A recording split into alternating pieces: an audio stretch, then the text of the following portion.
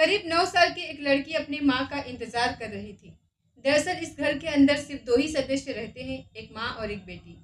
बेटी की उम्र लगभग 9 साल के आसपास होती है और माँ लगभग 33 साल के आसपास होती है। बेटी रोज स्कूल जाती है और माँ अपने ड्यूटी पर जाती है। ड्यूटी से उस रात आई नहीं थी, इसलिए वो लड़की परेशान थी। जैसे जैसे रात आगे बढ़ रही थी, वक्त आगे बढ़ रहा था, वैसे वैसे बेटी के सब्र का बांध टूट रहा था।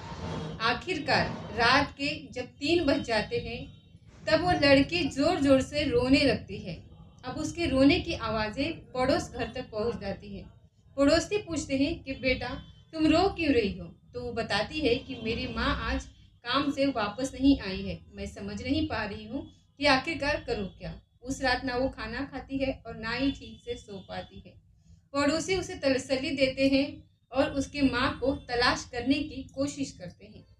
कोई संपर्क नहीं हो पाता है तो कहते हैं कि दिन निकलने दो, उसके बाद फिर देखते हैं कि क्या करना है। दिन निकल जाता है, उसके बाद फिर वो जो महिला होती है उसके परिवार वालों से, यानी कि इस बच्ची के ननिहाल वालों से संपर्क साधा जाता है। तब उस महिला को ढूंढने की हर कोशिश की जाती है। कई दिनों के बाद आखिरकार वो महिला मिल जरूर जाती है, लेकिन जिस रूप में मिलती है उसकी किसी ने कल्पना नहीं की थी। शरीर मिलता है कंकाल के रूप में।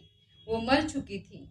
जब ये पता चलता है कि इसका रेप हुआ है और रेप के बाद उसकी हत्या कर दी गई है, ठीक वैसे ही कहानी याद आती है पश्चिम बंगाल की राजधानी कलकत्ता के अंदर ट्रेनिंग डॉक्टर के जिस तरीके से रेप के बाद हत्या कर दी जाती है। पूरा देश ये जानना चाहता है कि आखिरकार उस ट्रेनिंग डॉक्टर के साथ हुआ क्या है। ठीक वैसे ही इस 9 साल की बच्ची के माँ के साथ क्या हुआ है, हर कोई यही जानना चाहता है। आज के इस कहानी के माध्यम से यही जानने की और यही समझने की कोशिश करेंगे कि आखिरकार उस 9 साल की बच्ची की माँ के साथ हुआ क्या था। नमस्कार, स्वागत है आपका हमारे चैनल पर। आज की जो सच्ची घटना मैं आपको सुनाने जा रही हूँ, ये सच्ची घटना है उत्तराखंड प्रदेश का एक जिला है उधम सिंह नगर, और उधम सिंह नगर जिले का ही एक शहर है रुद्रपुर। दरअसल यहाँ के एक प्राइवेट हॉस्पिटल के अंदर एक 33 साल की नर्स रहती है और नर्स 30 जुलाई 2024 को वो अपने शाम को ड्यूटी पूरी करने के बाद अपने घर जाती है। दरअसल वो नौकरी करती है उत्तराखंड के रुद्रपुर शहर के एक हॉस्पिटल के अंदर, और उसका जो घर है वो उत्तर प्रदेश के जिला रामपुर का एक शहर लगता है बिलासपुर, और उसी का ही एक इलाका लगता है डिब्रूगढ़। दरअसल इन दोनों की जो दूरी है वो रुद्रपुर और डिब्रूगढ़ की वो लगभग 19 किलोमीटर के आसपास की दूरी है। महिला रोज अपने घर से जाती है, घर से जाने के बाद वापस शाम को ड्यूटी करके वापस आ जाती है। घर पर उसकी बेटी उसका इंतज़ार कर रही होती है, लेकिन 30 जुलाई 2024 को वो वापस लौटकर नहीं आती तो बेटी बहुत ज़्यादा परेशान हो जाती है। बेटी की रात रो रो कर गुजर जाती है और अपनी माँ की याद में कि माँ कब आएगी कब नहीं आएगी। पड़ोसियों को सूचना मिलती है। पड़ोसी इस बात की जानकारी उस 9 साल के बच्चे के ननिहाल वालों को देते हैं और ननिहाल वाले उस बेटी को हर जगह तलाश करने की कोशिश करते हैं। आखिरकार उस 9 साल के बच्चे की जो मौसी होती है वो मौसी सीधा पहुंच जाती है नज़दीकी पुलिस स्टेशन यानी कि रुद्रपुर। वहाँ कोतवाली में जाती है और जाकर के कहती है कि उसकी जो बड़ी बहन है वो एक प्राइवेट हॉस्पिटल के अंदर नौकरी करती है नर्स के रूप में, और अब वो घर नहीं आई है, उसको ढूंढने की कोशिश की जाए। उसकी बेटी बहुत ज़्यादा परेशान है, रो रही है। जैसे ही ये बात बताई जाती है तो रुद्रपुर कोतवाली में इस मामले को उतनी गंभीरता से नहीं लिया जाता जितने गंभीरता से शायद इस मामले को लेना चाहिए था। पुलिस ने कहा कि ठीक है, हम ढूंढने की कोशिश करेंगे, आप परेशान मत हो। उस लड़की को तसल्ली दी जाती है और ये मामला गुमशुदगी में दर्ज कर लिया जाता है, और पुलिस अपने जैसे हर मामले को एकदम सीधे तरीके से लेती है, ठीक वैसे ही एकदम शांत तरीके से इस केस को लिया जाता है। वो लड़की लेकिन शांत नहीं बैठती। अपनी बड़ी बहन को ढूंढने के लिए अपने परिवार के साथ जिन जिन रास्तों से वो गुजरती थी उन रास्तों पर जाती है और आसपास के हर एक जगह को, हर एक इलाकों को वो खंगालने की कोशिश कर रही थी ताकि वो लड़की यानी कि उसकी बड़ी बहन मिल जाए। लेकिन धीरे धीरे कर करके एक सप्ताह कब गुजर जाता है पता ही नहीं चलता।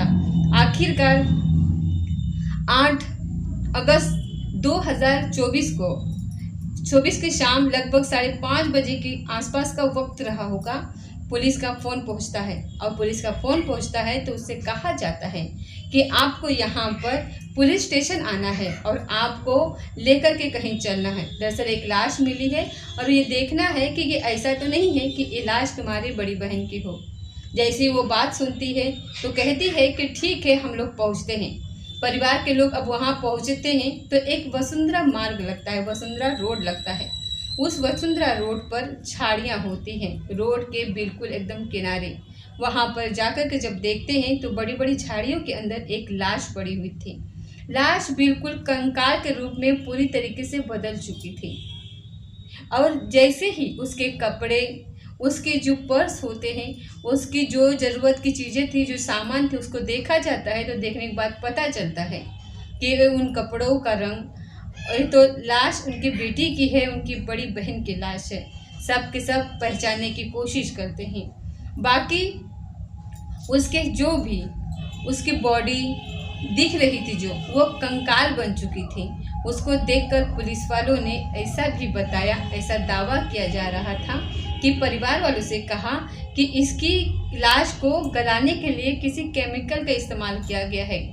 किसने केमिकल का इस्तेमाल किया है, किसी ने इसकी हत्या की। अब ये कई तरीके के सवाल थे, इन सवालों के जवाब हर कोई जानना चाहता था और सबसे पहले इन सवालों का जवाब जानना चाहते थे उस मरे हुए जो नर्स होती है, नर्स के परिवार के लोग, क्योंकि वो इतने ज़्यादा चिंतित थे, कई दिनों से लगातार उसको तलाश कर रहे थे। इस बीच जो नर्स के परिवार के लोग होते हैं उनको गुस्सा भी आता है क्योंकि पुलिस ने उस मामले को गंभीरता से नहीं लिया था, लेकिन पुलिस ने फिर भी उन्हें डांट डपट कर, फटका कर किसी तरीके से शांत कर दिया। वहाँ से जाने के लिए कहा कि ठीक है, हम जितने जल्दी हो सके इनको तलाश करेंगे। अब शायद पुलिस की नींद टूटी थी। अब शायद पुलिस ने इस मामले को ढूंढना शुरू किया था कि आखिरकार हुआ क्या है, क्या परेशानी है। 8 तारीख को जैसे ही 8 अगस्त को उसकी लाश जो है कि लाश की लाश जो मिलती है, तो आखिरकार लगभग 500 से ज़्यादा जो CCTV कैमरे थे उस रुद्रपुर से लेकर के और इस बिलासपुर के रास्ते में जहाँ जहाँ से वो महिला गुजरती थी, तो उन 500 कैमरे में एक कैमरा ऐसा था जहाँ पर नर्स दिखाई देती है। ई रिक्शा में वो जा रही है। ई रिक्शे से जैसे ही वो उतरती है तो एक सुनसान रास्ते की तरफ जाती है, वो वसुंधरा मार्ग की तरफ जब वो जा रही थी तो इस चीज़ से पता चलता है कि एक अनजान व्यक्ति उसका पीछा कर रहा था। अब वो कौन अनजान व्यक्ति है, कौन नहीं है, ये कई तरीके के सवाल थे। अब पुलिस ने उसे ढूंढने के लिए बहुत कोशिश की। साथ ही जो महिला का नंबर था, मोबाइल नंबर, वो काम नहीं कर रहा था और आखिरकार उस नर्स का मोबाइल नंबर लिया जाता है, उसे सर्विलांस पर लगाया जाता है ये देखने के लिए कि आखिरकार उसका नंबर चल रहा है कि नहीं चल रहा है। तो पता चलता है कि नंबर तो उसका चल नहीं रहा, काम नहीं कर रहा। लेकिन जैसे ही 2-4 दिन और बीत जाते हैं तो पता चलता है कि उसका नंबर उत्तर प्रदेश के जिला बरेली का एक थाना लगता है शाही, और शाही का एक गांव है तुरसापट्टी। दरअसल यहाँ पर एक खुशबू नाम की एक महिला रहती है। पता चलता है कि नर्स का जो मोबाइल नंबर, उस मोबाइल के अंदर इस खुशबू नाम के महिला ने अपना सिम कार्ड डाला हुआ था। अब जैसे ही पुलिस इसे संपर्क साधने की कोशिश करती है तो खुशबू को लगता है कि कुछ न कुछ मामला है, अब पुलिस ज़रूर यहाँ पर आएगी। वो अपने पति को बताती है, उसके पति का नाम धर्मेंद्र होता है। धर्मेंद्र से कहती है कि जो तुमने मुझे मोबाइल दिया था उसी मोबाइल पर एक फ़ोन आया है, पुलिस वाले बातचीत कर रहे थे। अब इसी बीच में जैसे ही उस व्यक्ति को पता चलता है तो वो अपनी पत्नी यानी खुशबू को लेकर के तुरंत वहाँ से भाग जाता है। पुलिस के लिए एक रास्ता था कि नर्स की जो हत्या हुई है, जो कत्ल हुआ है, वो इतना भयानक रूप से जो उसको मारा है, तो शायद यहाँ से खुशबू के पास जो मोबाइल मिला है धर्मेंद्र के पास, धर्मेंद्र या फिर जो भी है, इनसे पूछताछ की जाएगी और यहाँ से कुछ रास्ता निकलेगा। अब पुलिस ने इनको तलाश करना शुरू कर दिया। करीब करीब 8 दिन का समय बीत जाता है। अब 8 दिन के समय बीतने के बाद आखिरकार राजस्थान के बताया जाता है कि जोधपुर में उसकी लोकेशन मिल जाती है। धर्मेंद्र की लोकेशन मिल जाती है, खुशबू की लोकेशन मिल जाती है। पुलिस आखिरकार उनको वहाँ से पकड़ने के लिए चाहती है, पकड़ती है। पकड़ के जब वापस देहरादून लेकर के आती है और देहरादून लाने के बाद उनसे पूछा जाता है कि तुम्हारे पास ये मोबाइल कहाँ से आया। उस नर्स का मोबाइल जिसके अंदर अपने सिम कार्ड डाला है। तो पता चलता है कि खुशबू से पहले इस मोबाइल का इस्तेमाल धर्मेंद्र कर रहा था और धर्मेंद्र ने ही अपनी पत्नी को दिया कि तुम इसका इस्तेमाल कर सकती हो, मैं कुछ और कर लूँगा। जब स्त्री की बात थी वो पत्नी भी खुश हो जाती है, लेकिन ये नहीं पता था कि जिसके मोबाइल का इस्तेमाल किया जा रहा है वो उसका तो कत्ल हो चुका है, वो भी बहुत भयानक रूप से। आखिरकार जब इनसे सख्ती से पूछा जाता है तो वो जवाब नहीं दे पा रही थी खुशबू। तब धर्मेंद्र से सख्ती से पूछा जाता है तो धर्मेंद्र ने एक कहानी सुनाई। वो कहानी यह सुनाता है कि वो उस दिन जिस दिन एक घटना होती है, यानी कि 30 जुलाई 2024 की ये बात है, जब ये रात के लगभग 8:30 या 8 बजे के आसपास का वक्त होगा। ई रिक्शे से जब ये उतरती है तो वह एक सुनसान एरिया की तरफ जा रही थी। तभी उसके दिमाग में आता है कि इसके पास कुछ पैसे भी होंगे, इसके पास मोबाइल होगा, ज़रूरत की चीज़ें होंगी, ये उसे छीन करके वहाँ से भाग जाएगा, यानी कि वो लूट के घटना को अंजाम देगा। धर्मेंद्र जो होता है, धर्मेंद्र ये एक जफरपुर एक जगह लगती है, वहाँ पर एक गेहूँ की फैक्ट्री होती है। गेहूँ की फैक्ट्री में वो मजदूरी का काम करता है। इससे पहले भी एक आर्म्स एक्ट के मुकदमे में उस पर कार्रवाई हुई थी और ये पुलिस ने इसको जेल वगैरह भेजा था। लेकिन जैसे ही उसने उसकी नर्स के पीछे पीछे जाता है, अब उसको बिल्कुल सुनसान रास्ता मिलता है, कोई रोक नहीं, कोई टोक नहीं, वो तुरंत ही उसको पकड़ता है। पुलिस इस तरीके की घटना का खुलासा करती है, उससे पूछताछ करती है। तो उसे पकड़ता है तो उस नर्स ने उसका विरोध किया और विरोध कुछ इस तरीके से किया। नर्स बताई जाती है कि ताकतवर होती है, लेकिन वो धर्मेंद्र जो होता है, मजदूर जो होता है, वो उसका शरीर थोड़ा सा उसके मुकाबले हल्का था, लेकिन वो नर्स पर भारी पड़ जाता है और नर्स को वो इसका सर बहुत बुरी तरीके से पटकता है, जैसे ज़मीन में पटकता है। तो वो विरोध करने की स्थिति में नहीं होती। इस बीच में उसकी नीयत, यानी कि धर्मेंद्र की उस मजदूर की नीयत उस नर्स को देख करके खराब हो जाती है।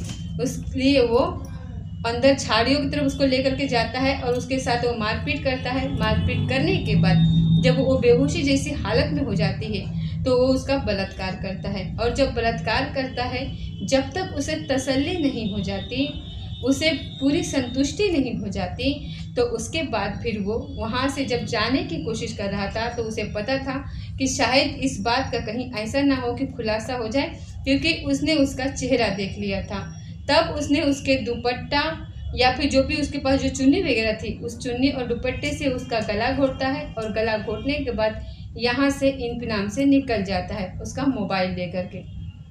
अब जब वहाँ से उसके पास से जो ज़रूरत की चीज़ें थी जिसका वो इस्तेमाल कर सकता था, वो आराम से यहाँ से जाता है, निकल जाता है, अपने पत्नी के पास जाता है। 2-4 दिन तो वो उस मोबाइल का खुद इस्तेमाल करता है, बाकी फिर वो अपने पत्नी को दे देता है और कहता है कि तुम इसका इस्तेमाल करो। लेकिन पुलिस ने जब इस घटनाक्रम का खुलासा किया तो ये बात कहीं ना कहीं परिवार वालों को समझ में नहीं आ रही थी, क्योंकि जिस झाड़ी में ये शव मिला था, जिस झाड़ी में लाश मिली थी, परिवार के लोगों ने उस झाड़ी में जाकर के भी देखा था। लेकिन जिस इलाके से वो, जिस रास्ते से वो झाड़ियाँ थी, झाड़ियों में शव था, उस रास्ते से लोगों का आना जाना भी होता था, लेकिन किसी को दुर्गंध ही नहीं आती है। 8 दिन तक किसी को दुर्गंध ही नहीं आई और वो लाश ना रह करके कंकाल का रूप धारण कर लेती है। हालांकि ऐसा बताया जाता है कि केमिकल का इस्तेमाल किया है। अगर केमिकल का इस्तेमाल किया है, हालांकि पोस्टमार्टम रिपोर्ट में ये सब नहीं आया है, लेकिन केमिकल का इस्तेमाल किया है तो मजदूर केमिकल कहाँ से लेकर के आया उस लाश को जलाने के लिए। ये कई तरीके के सवाल थे जो हर कोई जानना चाहता था कि आखिरकार इस महिला के साथ हुआ क्या है।